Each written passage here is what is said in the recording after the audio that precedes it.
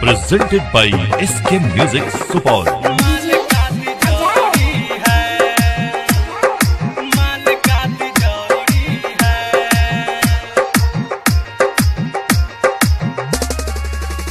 बारह लगती हो झकास, इसमें बात कुछ है खास।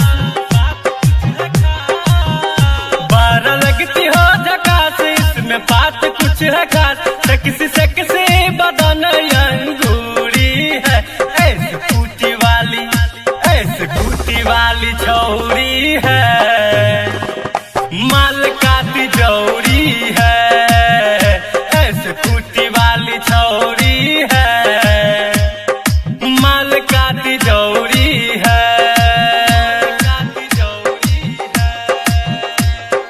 कुटी वाली छौरी है। माल का तिजोरी है।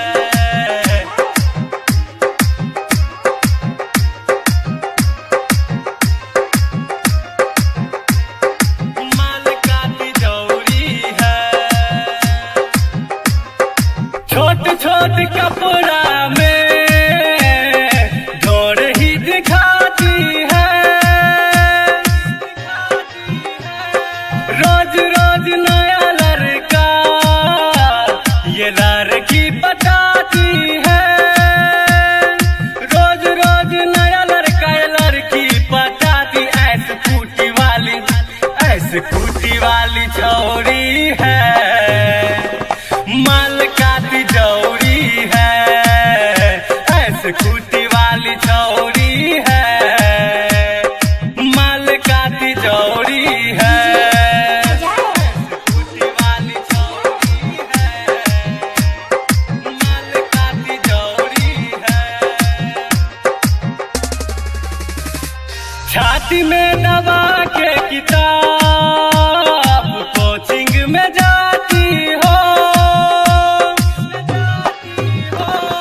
और नी गिरा किसी ना से मास्टर को दिखाती हो। और नी गिरा के मास्टर को दिखाती। ऐसे कुटी वाली छौरी है। माल का तिजोरी है, ऐसे कुटी वाली छौरी है। माल का तिजोरी है।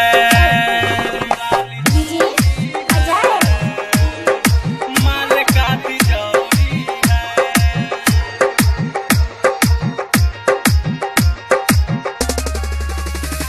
राजीव सलीम को